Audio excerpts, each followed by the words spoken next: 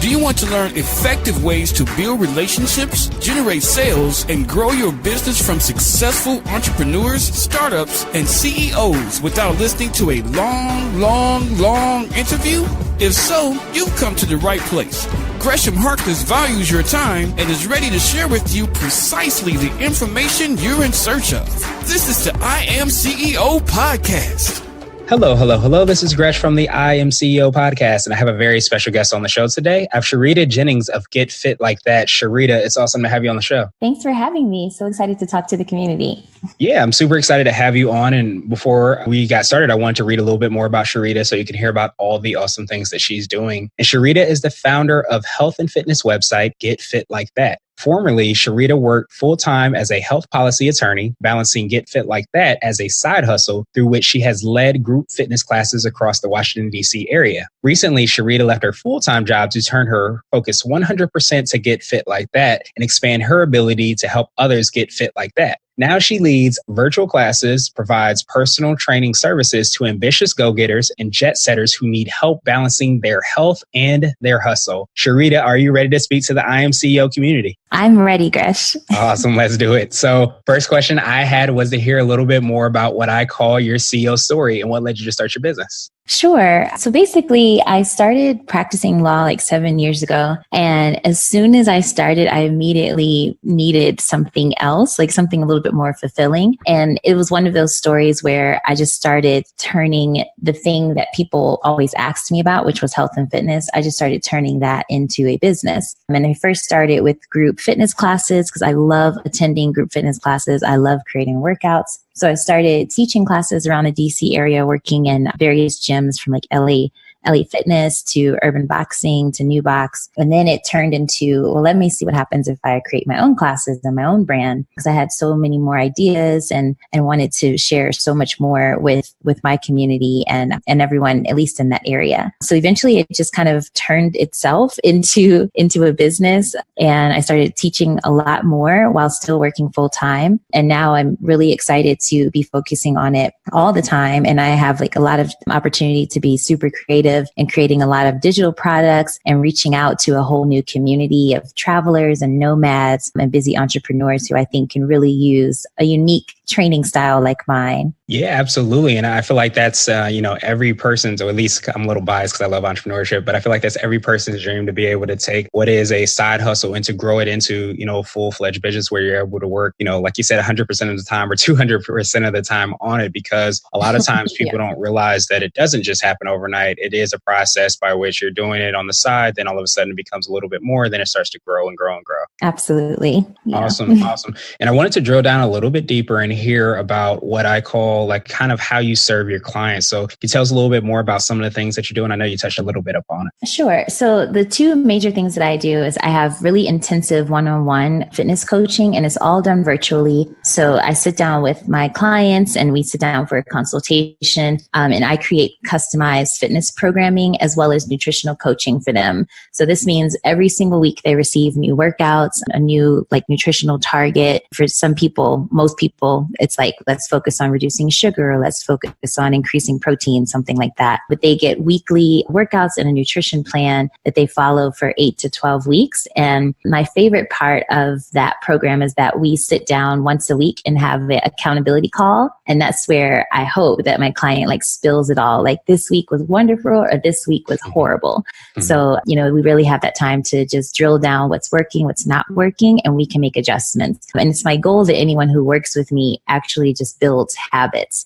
Of course, I want them to hit their goals, but most people, it's going to take longer than 12 or 8 weeks. So it's usually, I just want them to build habits and have something that they can take long after we finish working together. And then the second major thing that I offer are the virtual classes that you touched on. I just launched a recent online fitness series called Sweat Season, which is an 8-week program, and people get access to a Sweat Season video library. And that's me and my fit friends all created various workouts that people can follow along in a designated program across 8 weeks. And this way, if somebody is not home or can't make it to the gym, they can always download or stream the workouts straight to wherever they are and get a great workout in. And then those workouts are there for them to own forever and ever, so they can tune in whenever they want. So I was really excited about that and looking forward to a future of more digital classes as well. Yeah, that's absolutely great. And, in the day and age where everybody is quote unquote so busy and you have so many things to do, sometimes you can't make it to that gym class. So especially that virtual aspect where you're able to do it kind of, I guess, on your own time,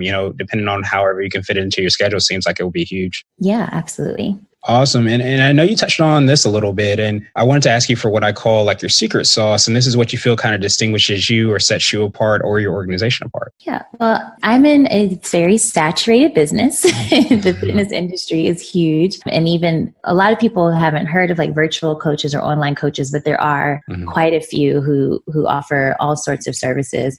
And I just think my unique selling point or my secret sauce is that I'm able to really connect with my clients. And and I mean it when I say I customize everything. We're talking on a weekly basis. We really work closely together. And I actually just talked to a client this morning, and she was just saying that she was so happy that I wasn't like a mean trainer.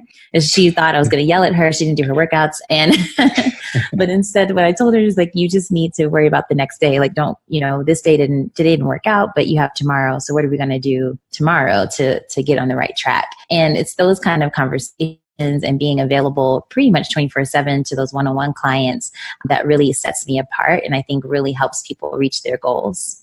Yeah, absolutely. And I love the fact as well that you talked a little bit about, making sure you're building those habits. So because, a lot of times you want to make those lifelong changes, not just, 2-week changes where you're maybe losing weight for 2 weeks, but you're doing things on a regular basis that helps you to overall have a healthier lifestyle. Right, exactly. It's so important you need to do something for the long haul, because if not, you're just going to gain it all back or fall back into your old habits. So I hope that I'm helping people turn that around. Yeah, it definitely sounds like you are. And, being able to customize it probably helps out a lot because it helps bring that uniqueness to what everybody's looking for as far as their fitness journey. And I wanted to switch gears a little bit and ask you for what I call a CEO hack. And this might be an app, a book, or a habit that you have, but it's something that makes you more effective and efficient. So my biggest CEO hack was hiring what you might call a CEO coach. Like, I hired a business coach. She helped me plan literally she called it an escape plan, leaving my 9-to-5. She helped me make sure I had like revenue building products and just make sure I had all my I's dotted and my T's crossed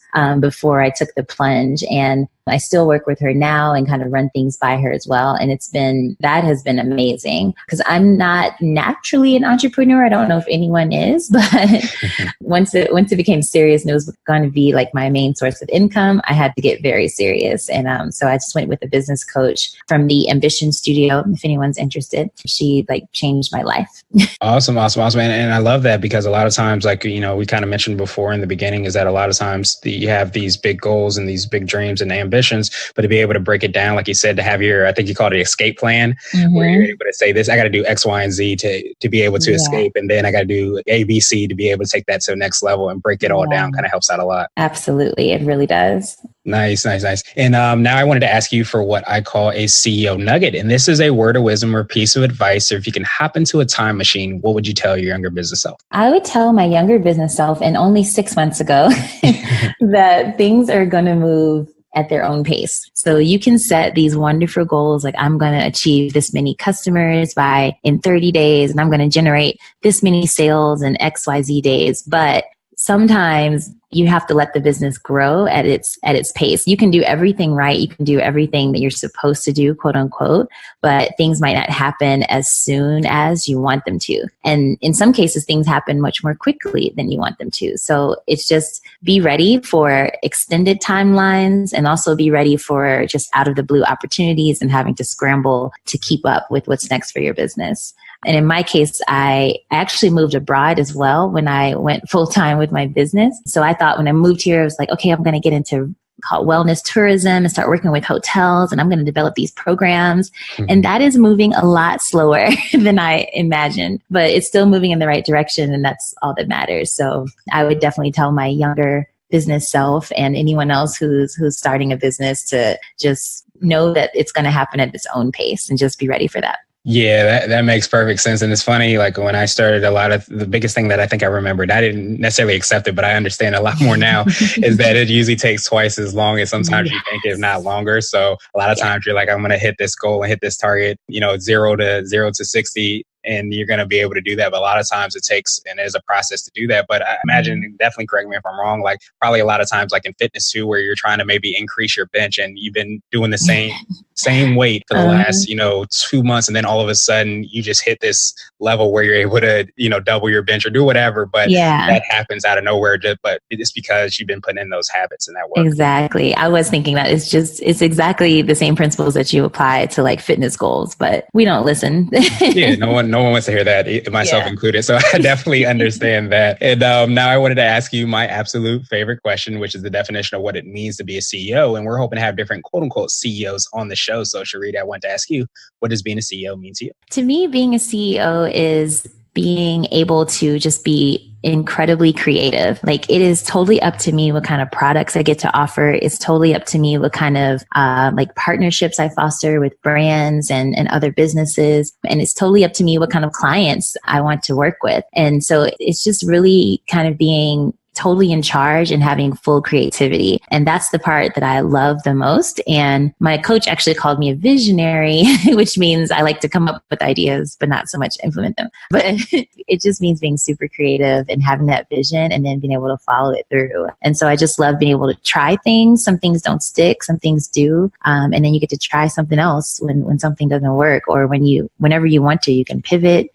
And it's just totally up to you. The creativity in being a CEO is amazing. Yeah, absolutely. Especially when you start thinking at that wavelength. I consider myself an ideas person as well. So a lot of times once you start to get on that vibe or that level, I guess you can say, you see them everywhere. So you kind of have to figure out what's going to work and what you can do now. And then you have to figure out how to balance all that with the 24 hours. Yeah, I'm still working on that. Me too. Right? Looking for a few more hours, but Exactly. Well, Sharita, I truly appreciate you for taking some time out. What I wanted to do was pass you the mic, so to speak, just to see if there's anything additional you want to let our readers and our listeners know. Then, of course, how best they can get a hold of you and find out about all the awesome things that you're doing. Sure. So thanks so much for having me on the show again. It's been a pleasure. And I just want to remind all of your listeners who I'm assuming are interested in being CEOs or starting a business, or they're already in the throes. And I just want to remind them that there's no wrong time to do this. Like you could have been in your career for decades, maybe a month, maybe you're in school and you want to quit. There's no wrong time to give this a shot. Like the worst that could happen is that it doesn't work out and you end up turning that energy to something else. So if you have an idea, if you have a passion, just go for it. And I know you hear that everywhere, but I really do mean it. There's just no wrong time for it. So why not now? Exactly. I definitely agree with that. And if they want to get a hold of you, what's the best way? Sure. So everyone can find me on my website at getfitlikeThat.com. And then I'm across all the social media platforms at getfitlikeThat. So hopefully you guys will watch some of my videos and leave me questions and, sign up for the upcoming video series, all of that. I can't wait to work with you guys. Awesome. Well, I truly appreciate you again, Sharita, and we'll make sure to have those links in the show notes just so that everybody can follow up with you. But again, appreciate you for all the awesome things that you're doing. And I hope you have a phenomenal rest of the day. Thank you.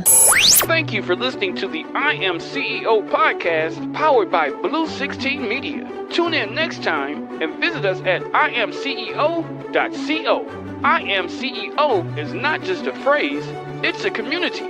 Be sure to follow us on social media and subscribe to our podcast on iTunes, Google Play, and everywhere you listen to podcasts. Subscribe and leave us a 5-star rating. Grab CEO gear at www.ceogear.co. This has been the I Am CEO podcast with Gresham Harkless. Thank you for listening.